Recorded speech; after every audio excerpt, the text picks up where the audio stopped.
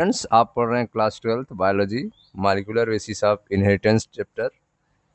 आप पढ़ रहे थे पिछले वीडियो में ह्यूमन जीनोम प्रोजेक्ट के बारे में, जिसमें हम आपको पूरा एक्सप्लेन किए हैं, जिसमें हमने ह्यूमन जीनोम प्रोजेक्ट के बारे में पढ़ा है। फिर गोल्स ऑफ एसजीपी के बारे में, इसको भी हम लोग पढ़ चुके हैं। फिर जो है अगले टॉपिक में हम लोग मैथडोलॉजीज़ के बारे में पढ़े थे, इसकी क्या वर्किंग प्रोसेस कैसे है, कैसे वर्क करता है, इसके बारे में भी हम लोग डिस्कशन कर चुके हैं। आज हम लोग डिस्कशन करेंगे silent feature of human genome. ठीक है, ह्यूमन जीनोम के क्या जो है मेन विशेषताएं हैं, साइलेंट फीचर्स क्या हैं, इनके बारे में हम लोग स्टडी करेंगे। तो आज की टॉपिक है silent feature of human genome. ठीक है, तो silent feature of human genome के बारे में तो आइए स्टार्ट करते हैं। Some of the silent observation draw from human genome project are as follow. ठीक है, तो कुछ यहाँ पे ऑब्जर्वेशन दिए गए हैं जिनको ह्यूमन जीनोम प्रोजेक्ट में प्राप्त हुआ था जानकारी। कौन कौन सी जानकारी हमें इस एसजीपी में मिला? तो number 1, the human genome contain 3164.7 million base pair. तो आप देख रहे हैं कि ह्यूमन जीनोम में जो नंबर ऑफ बेस पेयर थे वह 3164.7 मिलियन थे। ह्यूमन जीनोम में बेस पेयर की संख्या जो थी वह 3164.7 मिलियन। ठीक है, तो ह्यूमन जीनोम में 3164.7 करोड़ बेस पेयर मिलते हैं। ठीक, नेक्स्ट देखें, the average gene consist of 3000 bases but sizes very greatly with the largest known human gene being dystrophin at 2.4 million bases। तो इसमें आप देख रहे हैं कि द एवरेज जीन, अगर एवरेज जीन की बात किया जाए तो 3000 बेस पेयर होते हैं। ठीक है, एवरेज जीन के रूप में अगर देखा जाए तो एक जीन में कितने बेस पेयर होंगे, तो यह होंगे आपके लगभग 3000। The average gene consists of 3000 bases, but size vary greatly। लेकिन इनके जो साइज होते हैं वह उनमें डिफरेंसेस पाए जाते हैं। साइज जो है वो वेरी करते हैं, बहुत ज़्यादा अंतर पाए जाते हैं। Sizes very greatly with the largest known human genome. जो ह्यूमन में सबसे बड़ा जो जीनोम प्राप्त हुआ है उसे कहेंगे डिस्ट्रॉफिन, जिनमें 2.4 मिलियन बेसेस हैं। ह्यूमन में जो सबसे बड़ी, जो सबसे लार्जेस्ट जीन है वह है डिस्ट्रोफिन, और जिनको बनने में 2.4 मिलियन बेस लगे हैं। ठीक है, तो आप पढ़ रहे हैं silent feature of human genome के बारे में। इसमें आपने देखा कि ह्यूमन जीनोम में 3164.7 करोड़ या फिर मिलियन बेस पेयर मिलते हैं। ठीक है, अप्रॉक्सीमेट देखा जाए तो ईच जीन में 3000 बेसेस स्थित होते हैं। ठीक है, अगर आकार देखा जाए तो इनका जो शेप होता है वो वेरी करता है, साइजेस वेरी ग्रेटली।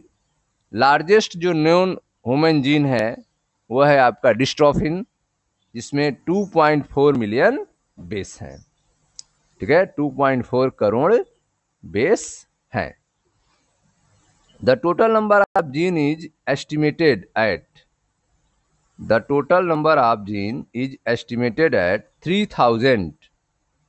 जो टोटल नंबर ऑफ जीन जो हैं वह है आपके 30,000। तो आप देख रहे हैं कि ह्यूमन में टोटल नंबर ऑफ जीन्स कितने हैं, तो वह हैं आपके 30,000। पहले अंदाजा लगाया गया था कितने हो सकते हैं जीन, तो देखें much lower than previous estimates. पहले जो अंदाजा लगाया गया था कि ह्यूमन में इतने जीन होंगे, उससे बहुत कम मिले जीन। अंदाज़ा लगाया गया था कि 18,000 टू 1,40,000 जीन। पहले यह एस्टिमेट किया गया था कि 80,000 से लेकर 1,40,000 तक जीन हो सकते हैं, लेकिन जब काउंटिंग हुई तो 30,000 जीन जो है मिले। जीन की संख्या जो थी वह 30,000 थी, जो पहले की जो अनुमानित संख्या थी 80,000 से 1,40,000 उसकी तुलना में काफ़ी कम है। Almost all 99.9% nucleotide base are extremely the same in all people. तो यहाँ आप देख रहे हैं कि लगभग जो है 99.9% न्यूक्लियोटाइड बेस पेयर जो हैं वह exactly the same in all people, सभी पीपल में एग्जैक्टली एक जैसे होते हैं। केवल 0.1 का डिफरेंस होता है लोगों में। 99.9% जो हैं न्यूक्लियोटाइड बेसेस वह एग्जैक्टली सेम होते हैं इन ऑल पीपल। तो जीन की जो संख्या है वह 30,000 है, जो पहले से अनुमानित जो संख्या थी 80,000 से 1,40,000 तक उससे काफ़ी कम है। और लगभग सभी लोगों में मिलने वाले न्यूक्लियोटाइड्स बेसेस जो हैं एक समान हैं, 99.9% एक जैसे हैं। The functions are unknown for over 50% of the discovered gene. तो आप देख रहे हैं कि जो 50% डिस्कवर्ड जीन हैं उनसे अधिक जीन के कार्य के बारे में जानकारी प्राप्त है। The function are unknown for over 50% of the discovered gene. खोजी गई 50% से अधिक जीन के कार्य के बारे में जानकारी प्राप्त है। ठीक है, the function are unknown for over 50% of the discovered gene. जो भी जीन खोजे गए हैं उनमें 50% से अधिक जीन के बारे में जानकारी प्राप्त हो चुकी है। Less than 2% of the genome code for protein. तो आप देख रहे हैं कि प्रोटीन के लिए जो जीनोम कोड करता है वह 2% से भी कम है। 2% से कम जीनोम प्रोटीन का कोडिंग करता है। Less than 2% of the genome codes for protein. तो जीनोम का 2% से कम जो है कोड किया जाता है प्रोटीन के लिए। Less than 2% of the genome, genome के 2% से भी कम जो हैं वे प्रोटीन का कोड करते हैं। Repeated sequences make a very large portion of the human genome. तो आप देख रहे हैं कि ह्यूमन जीनोम में जो रिपीटेड सीक्वेंसेस हैं make a very large portion of the human genome. Human genome के बहुत बड़े पोर्शन को रिपीटेड सीक्वेंस तैयार करते हैं। बार बार वही रिपीट होता है, बार बार वही रिपीट होता है सीक्वेंस। ठीक है, तो ह्यूमन जीनोम में बहुत बड़े भाग का फॉर्मेशन जो है वह रिपीटेड सीक्वेंस द्वारा होता है।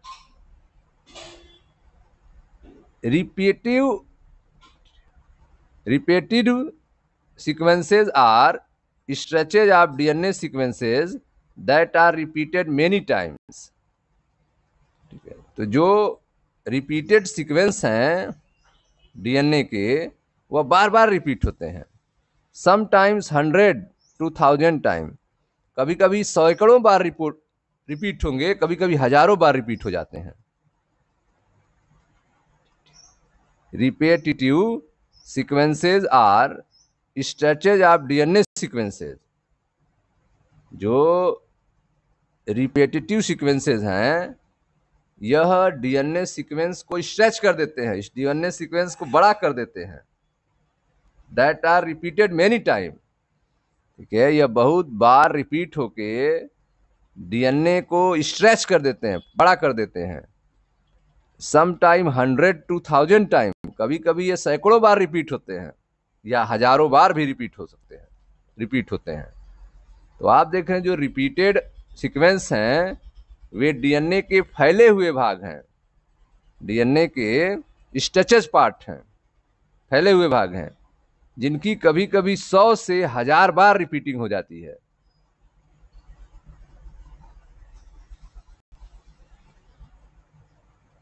They are thought to have no direct coding function, जिनके बारे में यह विचार है कि इनका कोडिंग फंक्शन से कोई कार्य नहीं है।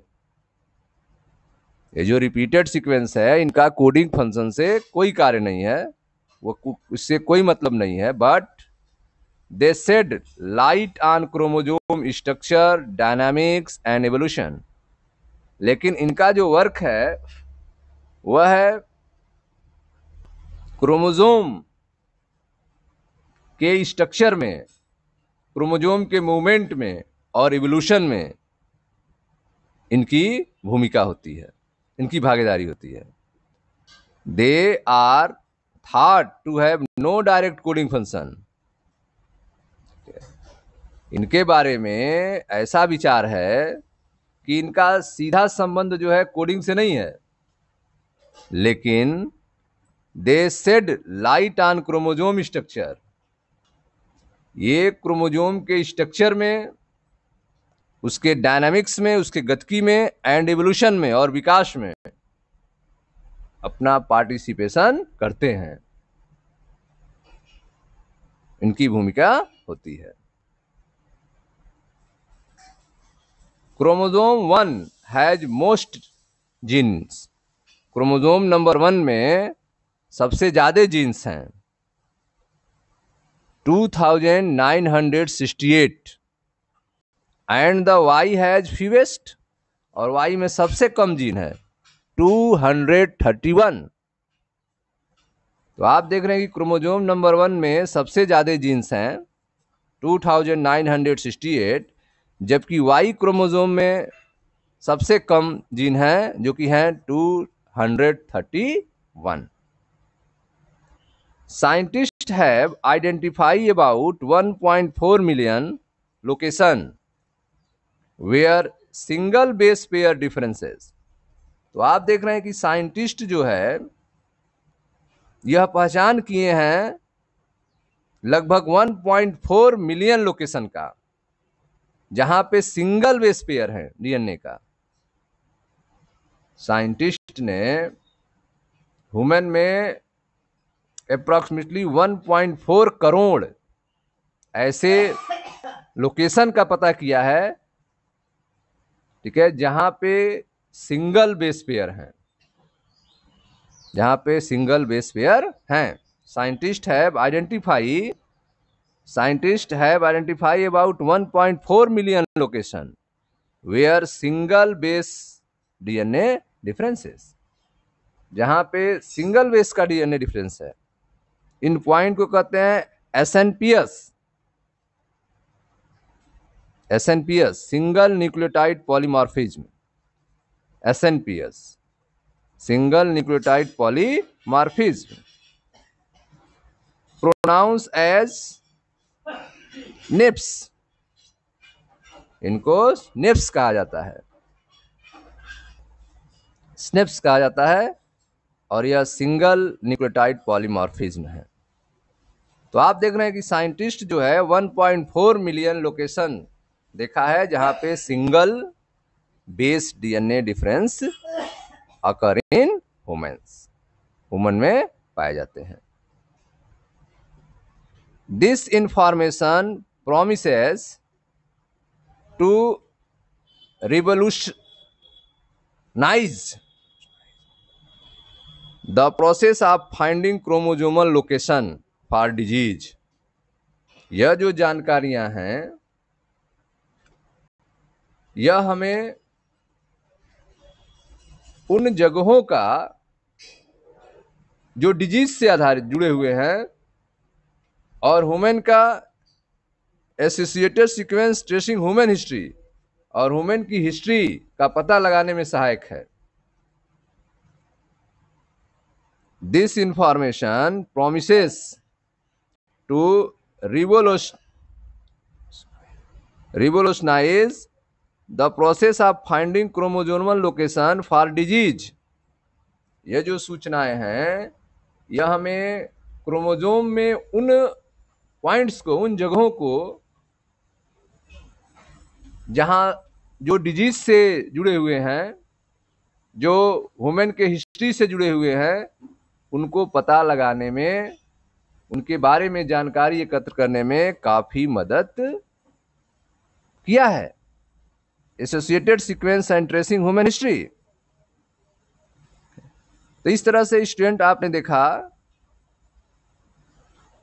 Silent feature of human genome के बारे में, जिसमें आपने देखा कि ह्यूमन जीनोम में जो बेस पेयर हैं वे आपके 3164.7 मिलियन बेस पेयर हैं।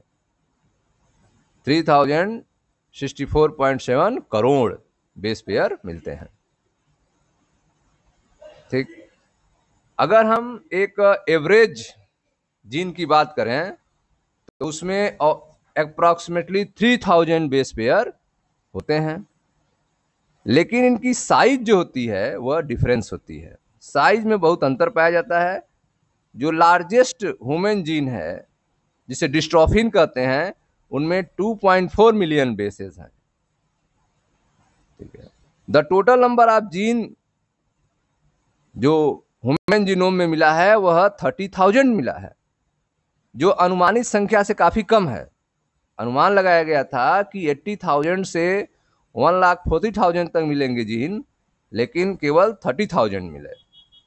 और देखा गया कि almost all nucleotide bases are exactly the same in all people. 99.9% जो है न्यूक्लियोटाइड बेस पेयर है वह सभी में सेम होते हैं। The function are known for over 50% of the discover gene. जो डिस्कवर जीन है उनमें 50% से ज्यादा की जानकारी उपलब्ध हो चुकी है। Less than 2% of genome code for protein. ठीक है, तो आप देख रहे हैं कि 2% से कम जीनोम जो है प्रोटीन का कोड करते हैं। Repeated sequence make a very large portion of human genome. Human genome में जो रिपीटेड पोर्शंस हैं, जो रिपीटेड सीक्वेंस हैं, बार बार रिपीट होते हैं, वो बहुत बड़ी संख्या में बनाते हैं ह्यूमन जीनोम का। Repeated sequence are stretch of DNA sequence. Repeated sequence जो है वह डीएनए सीक्वेंस को स्ट्रेच करते हैं। ठीक है, रिपीटेड सीक्वेंस जो है वह डीएनए को स्ट्रेच करने का काम करते हैं, और वह कभी कभी सैकड़ों बार रिपीट होते हैं, हजारों बार भी रिपीट होते हैं। इसका वर्क क्या है? They are thought to have no direct coding function. इनका जो है कोडिंग फंक्शन से कोई डायरेक्ट रिलेशन नहीं है, लेकिन एक क्रोमोजोम के स्ट्रक्चर, डायनामिक्स और इवोल्यूशन में अपनी भूमिका निभाते हैं। क्रोमोजोम नंबर 1 जो है उसमें सबसे ज्यादा जीन पाए जाते हैं, 2968, और वाई क्रोमोजोम में सबसे कम जीन होते हैं 231। ठीक है, साइंटिस्ट ने ऐसे लोकेशन का भी आइडेंटिफाई किया है जिसमें सिंगल बेस डीएनए है, सिंगल बेस है। 1.4 मिलियन लोकेशन ऐसे मिले हैं जहां पे सिंगल बेस है। इन्हें हम सिंगल न्यूक्लियोटाइड पॉलीमॉर्फिज्म कहते हैं, एनएसपीस कहते हैं, स्निप्स। ठीक है, तो यह जो इंफॉर्मेशन है यह हमें रिवोल्यूशन के बारे में, क्रोमोजोम लोकेशन के बारे में, जो डिजीज से जुड़े हुए हैं, ह्यूमन हिस्ट्री के बारे में पता लगाने में मदद करते हैं। अब है आपका अगली टॉपिक है applications for future challenges. Applications for future challenges, देखिए ध्यान से, एप्लीकेशंस एंड फ्यूचर चैलेंजेज, उपयोग और भविष्य की चुनौतियां, क्या उनका एप्लीकेशंस हैं और फ्यूचर में क्या जो है परेशानियां उत्पन्न होगी, फ्यूचर चैलेंजेस क्या होंगी। तो इसमें आप देख सकते हैं, deriving meaningful knowledge from the DNA sequence will be defined research through the coming decades leading to our understanding of biological system. DNA sequence से प्राप्त जो जानकारियां हैं और रिसर्च से जो आने वाले डिकेड्स में, आने वाले दशकों में, ठीक है, बायोलॉजिकल सिस्टम को समझने में काफी आसानी होगी। Deriving meaningful knowledge from the DNA sequence, DNA sequence के बारे में मिली हुई जानकारियां will define research through the coming decades, आने वाले दशकों में जो भी रिसर्च होंगे, leading to our understanding of biological system, biological system को समझने में हमारी समझ को लीड करेंगे, आगे बढ़ाएंगे। डीएनए सीक्वेंस से प्राप्त जो जानकारियां हैं और रिसर्च से आने वाले डिकेड्स में, दशकों में बायोलॉजिकल सिस्टम को समझने में काफी आसानी रही। This enormous task will require the expertise and creativity of tens of thousands of scientists from varied disciplines in both the public and private sector worldwide। तो आप देख रहे हैं कि यह जो एक लार्ज वर्क था, उसको कंप्लीट करने में वर्ल्ड के प्राइवेट सेक्टर के, ठीक है, और पब्लिक सेक्टर के जो साइंटिस्ट थे, उनका बहुत योगदान रहा, सहयोग रहा। This enormous task will require the expertise and creativity of tens of thousands of scientist. ठीक है, तो आप देख रहे हैं यहां पर कई हजार साइंटिस्ट की मदद से यह संभव हो पाया, जो पब्लिक और प्राइवेट सेक्टर के थे पूरे विश्व के। This enormous task will require the expertise and creativity of tens of thousands of scientist from varied discipline in both the public and private sector world wide. तो इस बड़े वर्क को कंप्लीट करने में विश्व के सार्वजनिक और असार्वजनिक, पब्लिक और प्राइवेट सेक्टर के कई हजार विभिन्न क्षेत्रों के, डिफरेंट एरियाज के साइंटिस्ट का योगदान रहा। One of the greatest impact having the SG sequences may well be enabling a radically new approach to biological research। SG sequence का जो सबसे महत्वपूर्ण इंपैक्ट रहा,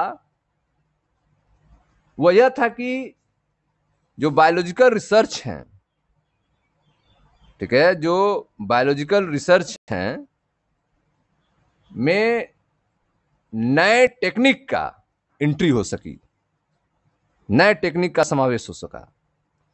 one of the greatest impact of having SG sequences में well be enabling a radically new approach to biological research। इसकी वजह से biological research में नए अप्रोच को शामिल किया गया। may will be enabling a radically new approach। ठीक है, एचजी के सीक्वेंस का सबसे जो महत्वपूर्ण प्रभाव रहा कि यह जो बायोलॉजिकल रिसर्च में नए टेक्निक्स का, न्यू अप्रोच का एंट्री हो सका। In the past researchers study one और फ्यू जीन एट टाइम। पहले के जो रिसर्चर थे वह एक टाइम में वन और फ्यू जीन, एक या कुछ जीन का रिसर्च कर पाते थे, स्टडी कर पाते थे। लेकिन एचजी में आपने देखा कि इससे बायोलॉजिकल रिसर्च में एक नए अप्रोच आया जिसमें एक साथ हम कई जीन का स्टडी कर सकते हैं। इससे नए नए टेक्निक जो हैं आए। पहले के साइंटिस्ट जो है केवल कुछ जीन का अध्ययन कर पाते थे, एकाक जीन का अध्ययन कर पाते थे। With whole genome sequences are new high throughput technology. तो आप देख रहे हैं कि पूरे जीनोम सीक्वेंस को नई टेक्नोलॉजी के आधार पर, ठीक है, we can approaches question systematically and on a much broader scale. जो नई टेक्नोलॉजी आई है उसके बेस पे हम कंप्लीट जीनोम सीक्वेंस को व्यवस्थित तरीके से, जो क्वेश्चंस एराइज होते हैं उनको हमने सॉल्व करने में हमें हेल्प मिला। With whole genome sequences and new high throughput technology, ठीक है, होल जीनोम के सीक्वेंस होने की वजह से और जो नए हाई थ्रूपुट टेक्नोलॉजी आई हैं उनकी वजह से we can approach question systematically. जो भी क्वेश्चंस थे उनको सही तरीके से सॉल्व किया गया। Systematically on a much broader scale, उनको ब्रॉडर स्केल पे उन क्वेश्चन का आंसर दिया जा सका। They can study all the gene in A genome, ठीक है, और इससे जो है जीनोम के सभी जीन के बारे में स्टडी किया जा सका। They can study all the gene in A genome. For example, all the transcript in a particular tissue or organ or tumor, or how tens of thousands of gene and protein work together in interconnected network to orchestrate the chemistry of life।